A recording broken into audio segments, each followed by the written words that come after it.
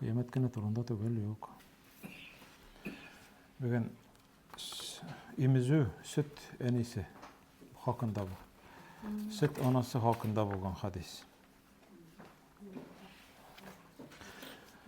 Bik kıska lakin bik iştelikli hadis bu. Cemaat. Bu münavitinde siz barınızda bilesiz. Peygamberimiz sallallahu aleyhi ve sellem şunday köp iştelikni içine alatırgan sözlerinin jinap jevamiul kelim diye atalağı. Jinaştırıp, kıska gına aytırıp, bizning halık aytkençe koymağın gına aytırgan bolgan. Mine hatta eğer ana hazır bizning tilibizge tatarçaga tercüme iterge demek tilesek, biz onu şuma gına aytırıp hatta tizgine anlatıp da bolmay. Mesela aytik Peygamberimiz aytı sallallahu aleyhi ve sellem er-rada'atu tuharrimu ma tuharrimul vilade. İmizü haram kıla, tıya de. Bala tudru sebepli haram kılgan kibik. İkinci türlü etken vakitta. Kan kardeşligi bir tuganlar arasında bitindi nikah haram bitindi, şolay bit. Bir tuganlar gana tugul.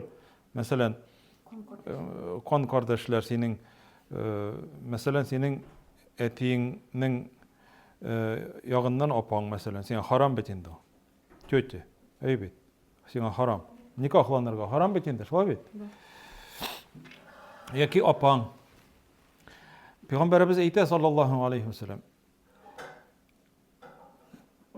İmizü arkasında şuluk talepler barlığa kile kıskağına etken vakitte.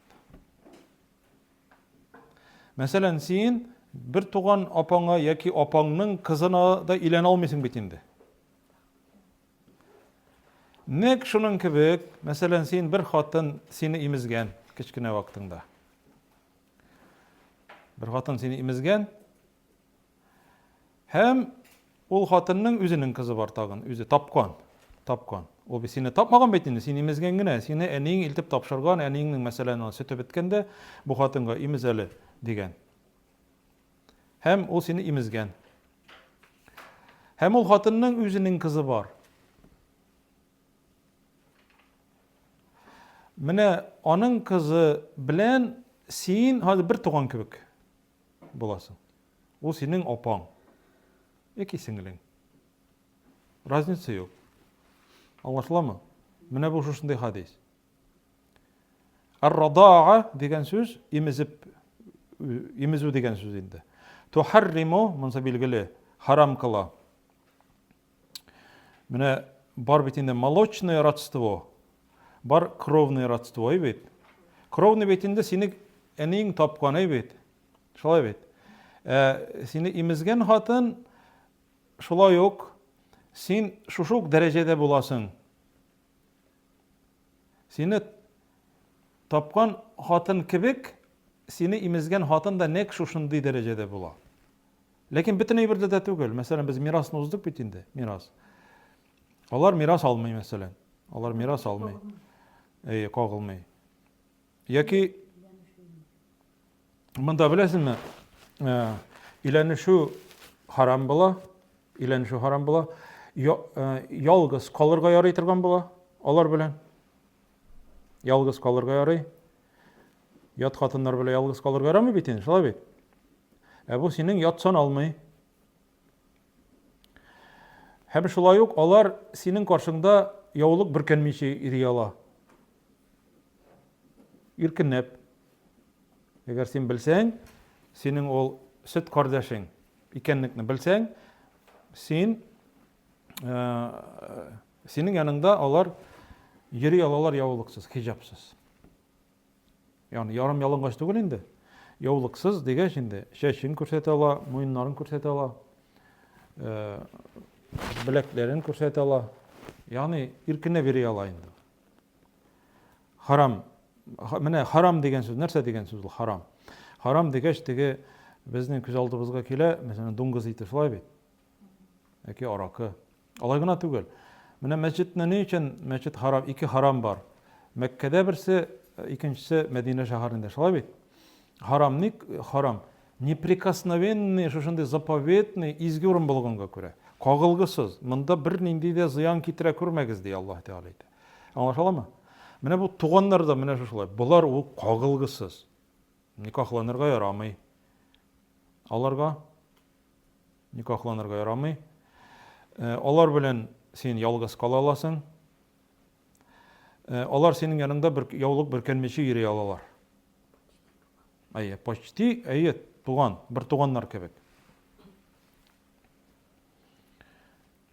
Менә бу хадис Гайша радиллаһу анха китерә.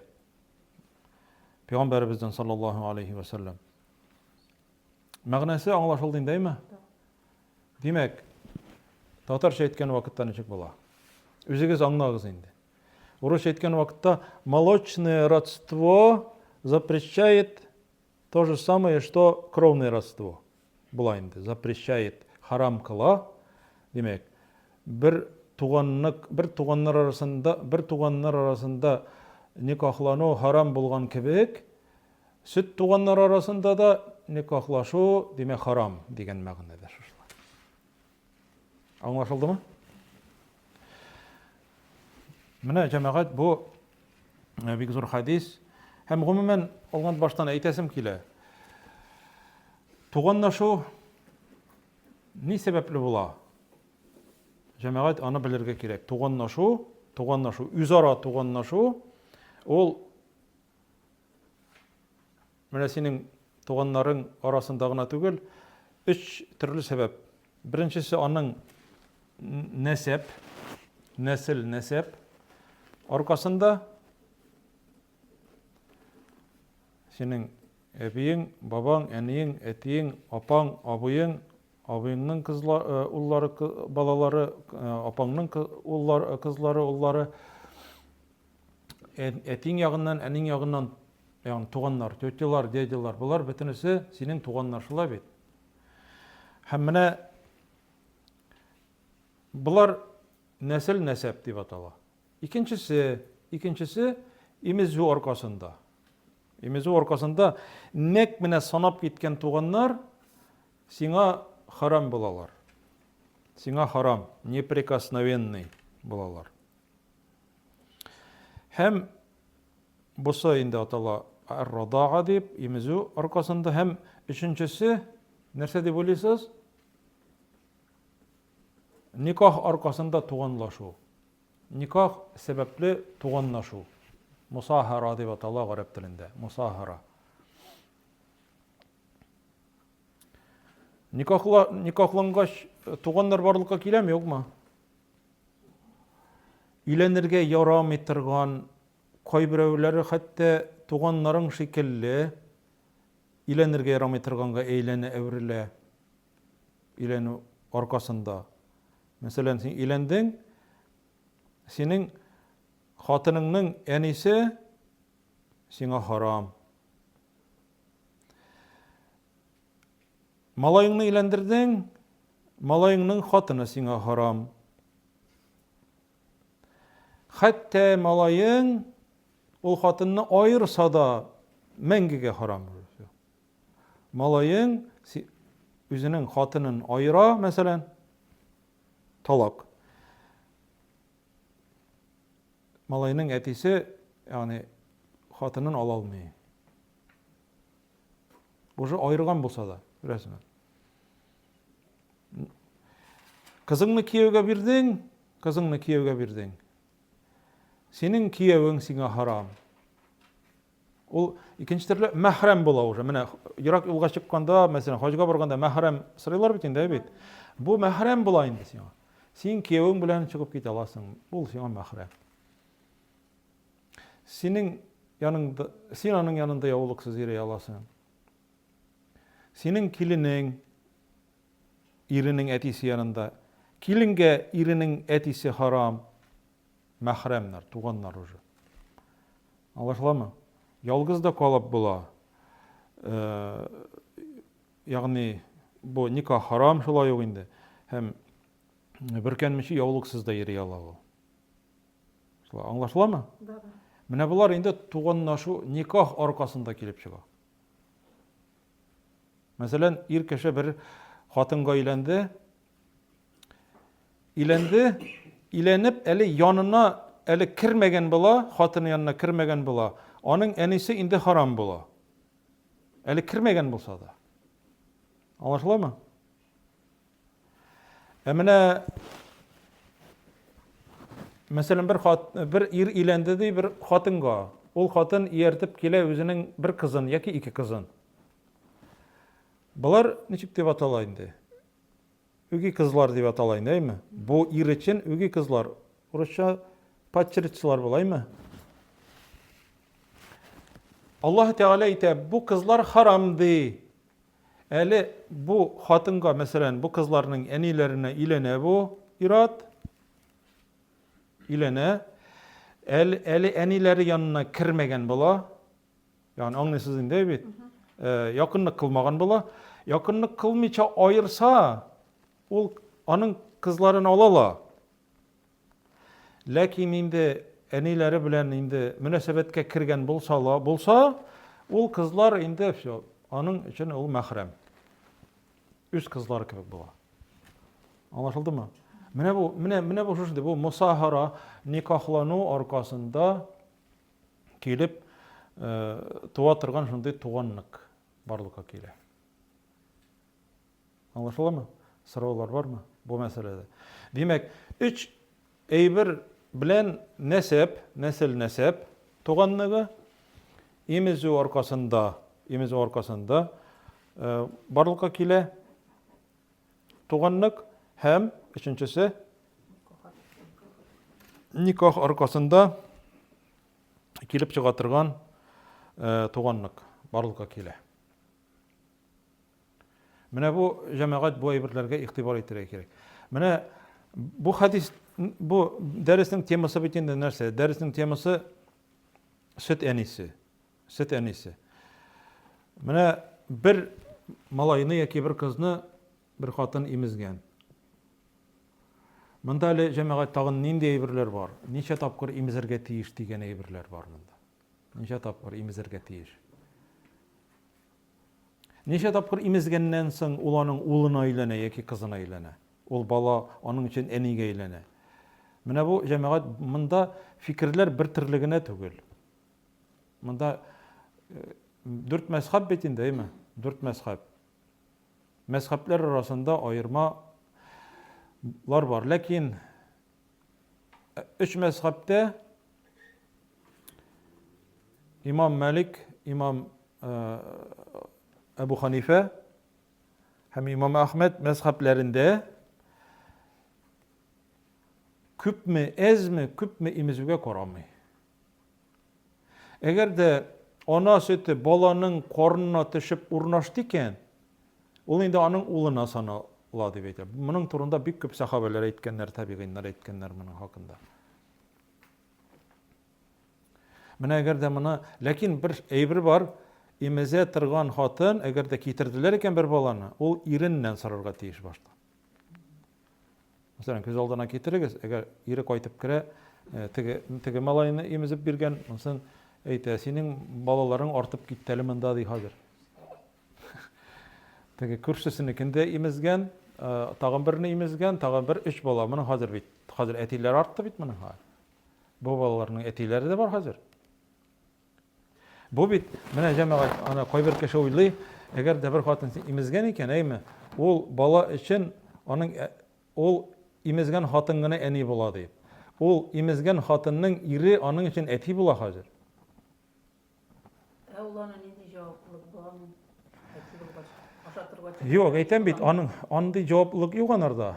Ләкин дәрәҗәсе шушындый. Баланың әнигә аңларсын, нинди булса, Менә шуның турында әйттек бит инде. Менә җәмәгать, аның әтисе булды хәзер. Имезгән хатынның ире аның әтисе булды. Шушы имезгән хатынның иренең әтисе аның бабасы булды. Һәм шулай әбисе. Аңлашылдымы? Менә Пәйгамбәрбез вакытында саллаллаһу алейхи ва саллям Гайша радıyallahu anha yanına bir ir kile, bir ir kire.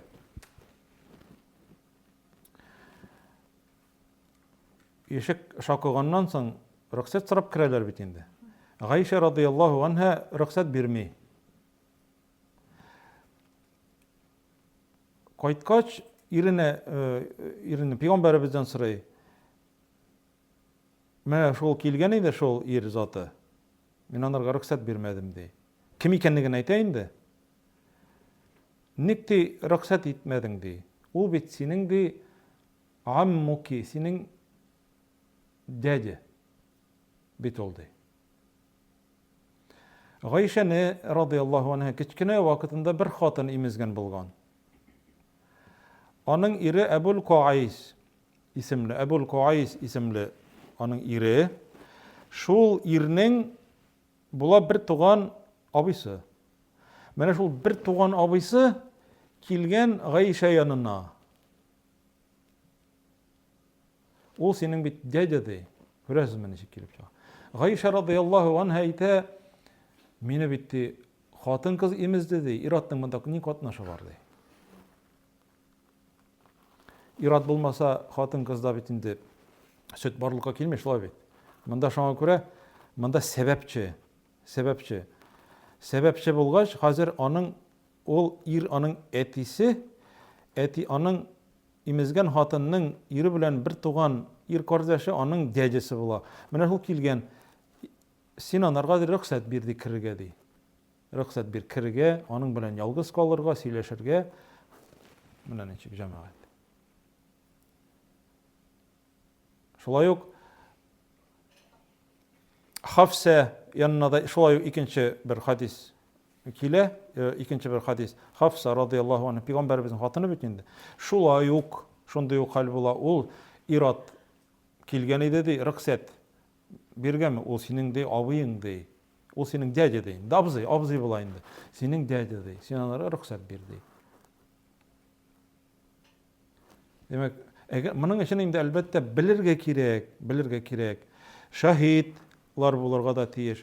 Hem indi elbette bir sahabe bir hatynga ilengeç, indi ilenip tura başlagan bolganlar, hem bir hatyn kile de, ol iriksiz, ýa kol hatyn bola, kile de ite, men sizin ikigizinde emizgen edim de.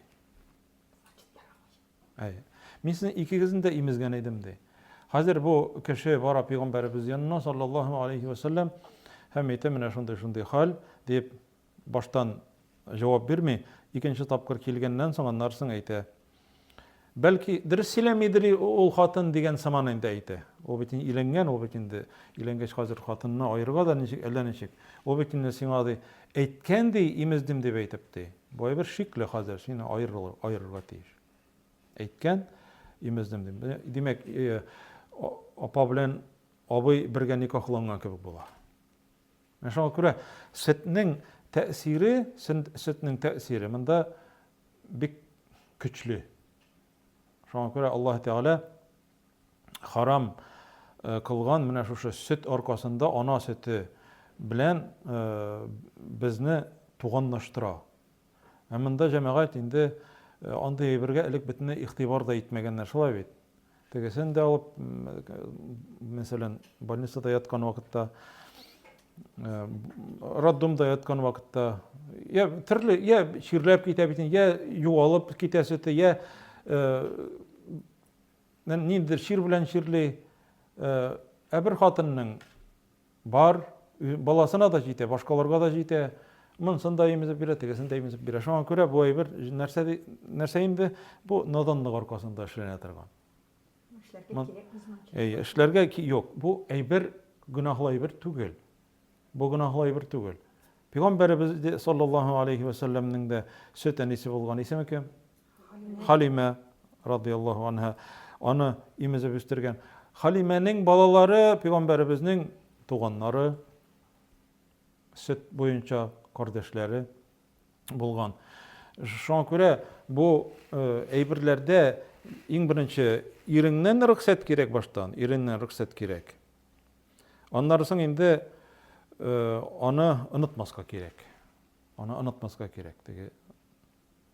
нотариально заверять итмәсәң дә, барыбер әйтергә кирәк. Бу баланы мин имездем, все. Бетте.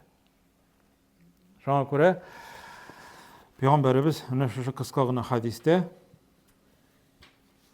«Ар-радаату тухарриму ма тухарриму ал-вилада» дигән баланы имезү, ягъни бер-берләренә харам кыла, кешеләрне бер-берләренә харам кыла, ягъни туганнаштыра, бала тудыру аркасында килеп чыккан туганнашу кебек дигән, нәкъ шул шуның кебек дип әйтә Пәйгамбәребез саллаллаһу алейхи ва саллям. Менә хәзер җәмәгать, хәзер бер баланы бер хатын имезгән. Ул хатынның балалары шушы хатынны имеп үскән бала өчен туганнар бит инде бит. Һәм шушы хатынның ире, бабасы, алар да туганнар килеп чыга бит инде. Ләкин бу имезгән баланың туганнарына кагыламы? Юк, бу имезгән балага гына кагыла. Монда имгән бала һәм имезгән хатын һәм аның туганнары арасында гына. Мәсәлән, имгән баланың абыйсы бар, сеңлесе бар. Әйбит. Шушы баланы имезгән хатынның балалары, шушы баланы имезгән хатынның, мәсәлән, ир баласы, улы, имгән баланың сеңлесенә кияүгә чыгала. Аңлашылдымы? Монда инде айыра белергә кирәк.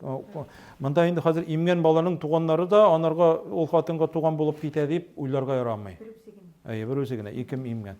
Әлбәттә инде бу бала белән бергә аның сеңлесен дә имезгән булса, аның абыйсы, энесен дә имезгән булса, ул вакытта әлбәттә алар да инде аның белән туганнашалар. Менә бу җәмәгать шушындый тагын нинди мәсьәләләр туа. Әбу Ханифа мәзһәбендә, без Әбу Ханифа мәзһәбендә бит инде бу җирлектә. Ул әзме, күпме имезсәң дә, әгәр бала инде имгән вакытында туйганчы имә икән, ул вакытта инде ул бала өчен, аның өчен ул әни була. Имгән бала өчен ул аның улы яки кызы була дип әйтә. Ягъни әзенә һәм күбенә карамый ди. Ләкин кайбер мәзһәбләрдә, мәсәлән, Шафигый мәзһәбендә 5 тапкыр имезгән очракта гына ди. 5 тапкыр имезгән очракта гына балага харам була дип әйтә. 5 тапкыр имезгән очракта гына. Аларның да дәлилләре бар. Әбу Ханифаның нинди дәлил ул Коръәндә? Коръәндә ди әйтмәгән ди, төгәл генә ди, ничә тапкыр имезергә. Менә Коръәнне ачабыз, мәсәлән, хәзер Ниса сүрәсе.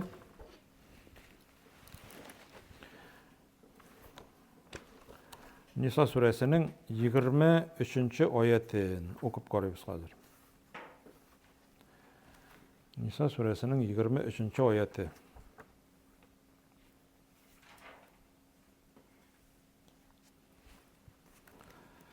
Менә моны укып китик әле. Ул менә шушындый озын аят.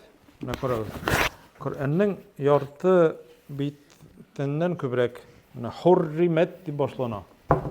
Хурримат алейкум уммахатукум. Менә хәзер безгә харам булган хатыннарны, ягъни никахлану харам булган хатыннар хакында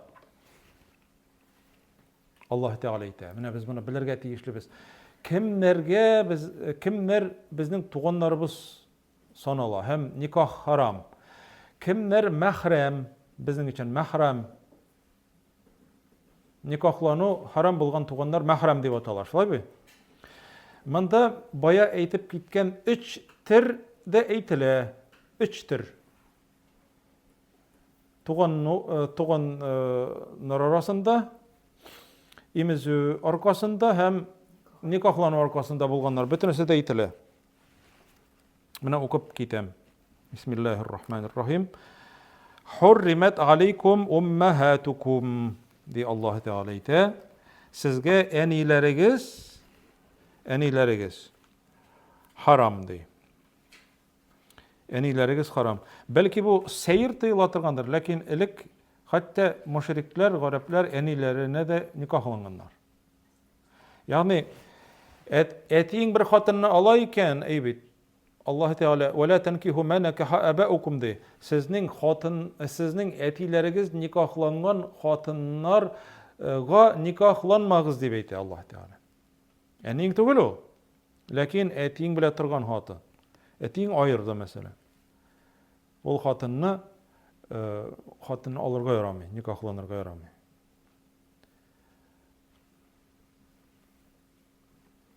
Ул бит дөньяда төрле хәлләр була. Ул бөтенесе дә теге өйләнешкән вакытта бер яшьлек яки анда хатыны олорак булырга мөмкин, бик күпкә дә олорак булырга мөмкин. Булырга мөмкинме шулай юкмы?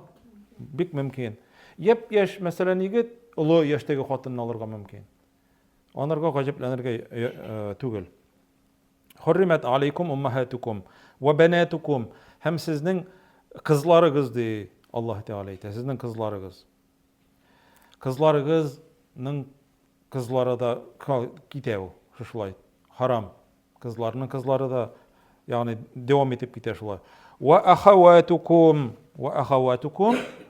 сезнең апаларыгыз. Апаларыгызның балалары да шулай ук харам. Сезгә никахланырга. Харам дигәч, димәк, неприкосновенный. Ва амматукум һәм сезнең әтигез ягыннан булган апаларыгыз. Тёти. Со стороны отца. Сезнең апалар, сезнең тёти со стороны отца, әтиләрегезнең апалары. Харам. Әтиңнең апаларының кызлары халалме, юкмы? Әйе. Әтиңнең апалары халал. Уже алар мәхрәмнәр түгел. Туганнар алар сиңа, ләкин алар мәхрәм түгел, аларга өйләнергә ярый. Хәтта халык арасында инде ул әйбер таралмаган булса да, гырыф-гадәт буенча. Шулай бит инде. Ничек инде? Двоюродный бит ул. Бик якын двоюродныйның балалары инде. Ул бик якын туган бит ул дип әйтәләр дә инде. Юк, монда Аллаһ Теала анда аларны кертмәгән. Монда бит Аллаһ Теала мәҗбүр итми. Син аларга илән дип яки кияүгә чык дип. Ләкин алар инде мәхрәмгә керми. Мәхрәм түгел. Ва халатукум һәм әниләрегез ягыннан булган апаларыгыз сезгә харам. Әниләрегезнең, димәк, әниңнең апалары, сеңелләре харам. Хәтта Пәйгамбәрбез әйтә саллаллаһу алейхи ва саллям, әниңнең апасы әниң урынында дигән. Әниңнең апасы әниң урынында. Димәк, шундый якын туган була инде. Мирас буенча алар керәләрме, юкмы? Мирас алалармы? Әниңнең апалары. Алалар. Оныта да башладыгызмы? Ва банатул ахи. Бер туган абыеңнең кызлары харам ди. Бер туган абыеңнең кызлары кемнәр була? Племянницалар була. Племянницаларың харам ди. Димәк, племянницалар синең яныңда рахатланып йөри алалар хиҗабсыз. Дип атала. Ва банатул ухти һәм апаңның яки сеңлеңнең кызлары. Апаңның яки сеңлеңнең кызлары сезгә харам ди. Монда бит инде Аллаһ Теала ирләргә мөрәҗәгать итә. Кемнәргә харам иләнергә ярамаган. Менә хәзер буларга хәзер иләнергә ярамый. Булар син туганнар ди. Күчә Аллаһ Теала хәзер имезү буенча ва уммахатукум аллати ардагнакум. Һәм ди Sizning de sizni de imizgen analarıgız. Mine bu unutkuncha aytayım eli. Imizu bularga balaga 2 yaş tulguncha gına. Galimler aytalar. 2 yaş tulguncha gına. 2 yaş 2 yıl arasında imgen uçrakta gına ol balaga şol hatın haram bula. Yani en iyisi bula. 2 yaştan uzdiken ol köpmeymişse de anırga eni bulmay.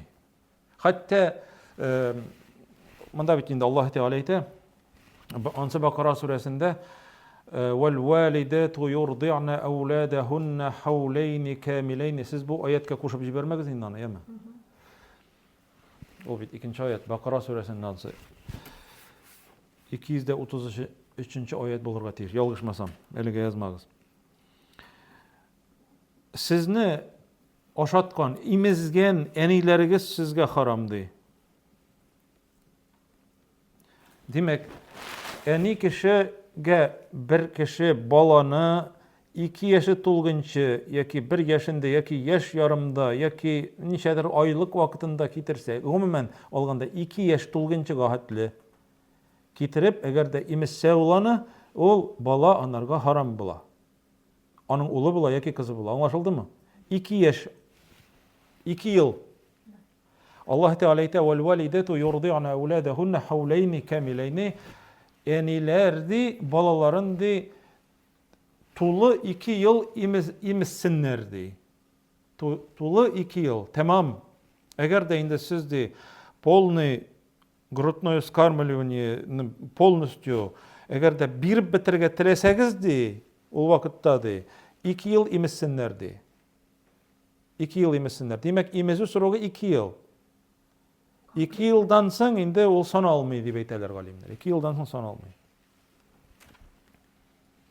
Anlaşıldı mı? Hatta eniler de balaların 2 yaştan soň hatta ayırmasalar da imini devam ederler bitindi kaybır. Lakin ol imizüge kirmeyinden. Ol prosta tege onu tınışlandırуу için, yılamasın için şuşula ettirip onları keç hal bilen ayıralar indi. Lakin 2 yıl. 2 yıl. Zakonny.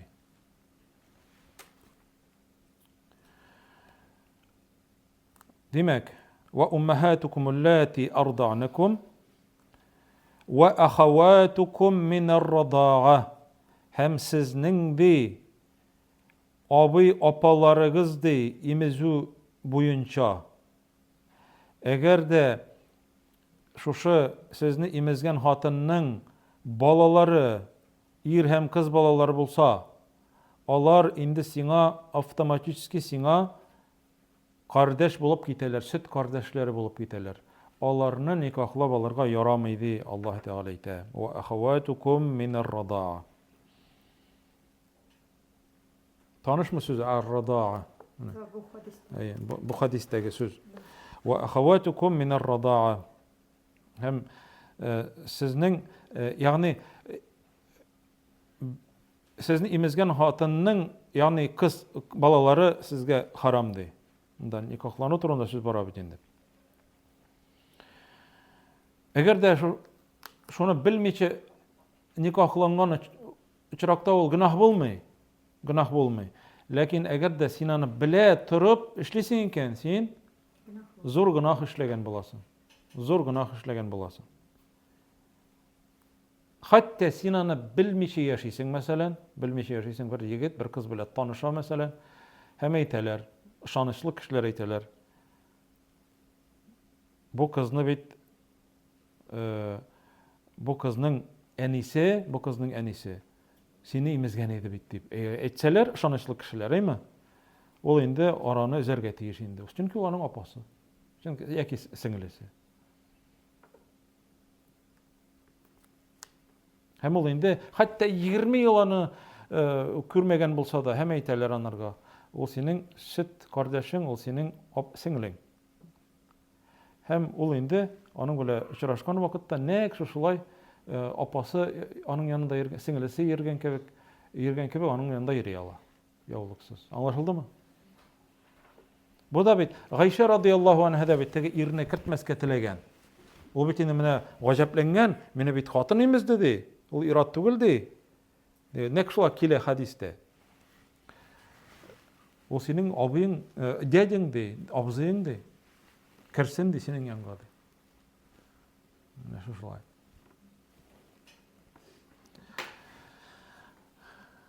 Аңлашылып барамы җәмәгать? Ва уммахату нисаикум, һәм харам булган хатыннар арасында сезнең никахлап алган хатыннарыгызның әниләре сезгә харам ди. Сезнең никахлап алган хатыннарыгызның әниләре сезгә харам. Төшчеләр. Шулаймы юкмы? Һәм дәвам итәбез. Ва рабаибукум аллати фи худжурикум мин нисаикум аллати дахалтум бихинна. Әгәр дә сезнең белән бергә яши торган кызлар булса, сез иләнгән хатыннарның кызлары рабаиб дип атала. Ягъни сез тәрбияли торган кызлар инде, үги кызлар. Алар сезгә харам ди, сезнең бүлмәләрегездә яши торган, ягъни сезнең хатыныгызга иереп килгән кызлар.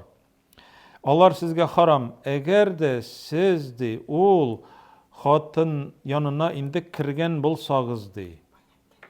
Бай әйткән әйбер. Аңлашыламы? Сез ул хатыннар янына, шушы иләнгән хатыныгыз янына кергән булсагыз, мөнәсәбәткә кергән булсагыз, һәм ул хатын белән иереп килгән кызлар сезгә харам ди. Әйтерсең лә үз кызларың кебек була инде. فَإِنْ لَمْ تَكُونُوا دَخَلْتُمْ بِهِنَّ, әгәр дә инде сез иләндегез, никах булды, ләкин әле алар янына кирмәдегез, فَلَا جُنَاهَ عَلَيْكُمْ, ул вакытта сезгә гөнаһ юктыр ди, ул кызларга иләнүдән ди. Никах булды, ләкин әле ул хатын белән әле мөнәсәбәткә кирмәгән, ул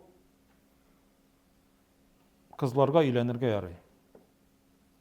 Ул кызларга иләнергә ярый. Хәтта никах укылган булса да, әле мөнәсәбәт булмаган булса. Бусы булды.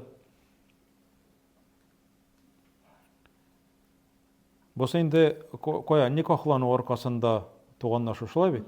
Булды бусы.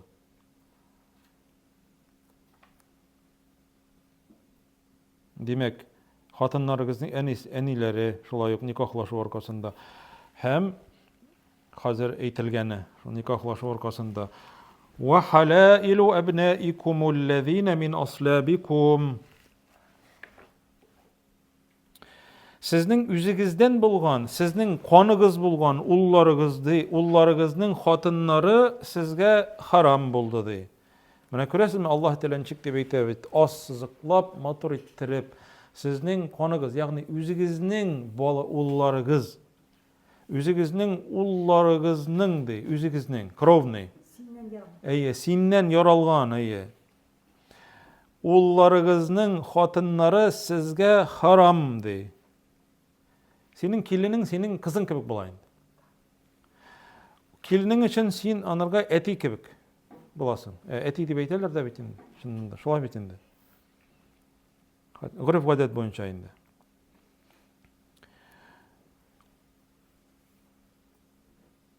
Әгәр дә җәмәгать синең асрауга алган улың бар, асрауга, приемный улың бер хатынны алып, ул вакытта приемный ул, синеке түгел ул, синең каның түгел, просто син устанавливать иткән. Ул вакытта инде запрет юк. Чөнки Пәйгамбәрбез саллаллаһу алейхи ва саллямның хәтта Коръәндә бар ул, Зәйд исемле асрауга алган улы була. Ул хатыны кем исемле? Зәйнәп. Ул аны айыра, Зәйнәп аны айыра, Зәйд аны айыра да, һәм аннары Пәйгамбәрбез аның ала хатынын. Пәйгамбәрбезгә инде саллаллаһу алейхи ва саллям әйтәләр, мушриклар, үзенең улының хатынын алды дип әйтәләр. Аллаһ Тәгалә аят индерә. Сезнең ди асрауга алган улларыгыз ди, сезнең улларыгыз түгел ди. Аны менә белергә кирәк, әйтергә кирәк. Эгер дә менә устанавливать итәләр икән, аларга әйтергә кирәк: улым, кызым дип йөриләр бит инде. Имезмәгән ул аларны, шулай бит. Аның баласы юк, уллык калалар. Монда бер нинди дә туганлык юк. Бер нинди туганлык юк. Туганлык барлыкка килә. Әгәр дә мәсәлән бер хатын бала тапты,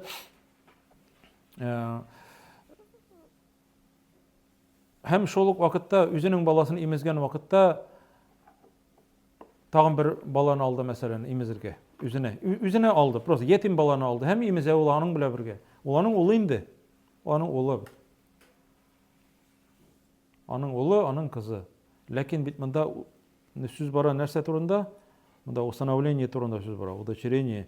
Булар аркасында бер нинди родство барлыкка килми. Монда шуңа күрә Аллаһ Тәгалә әйтә: әгәр дә сезнең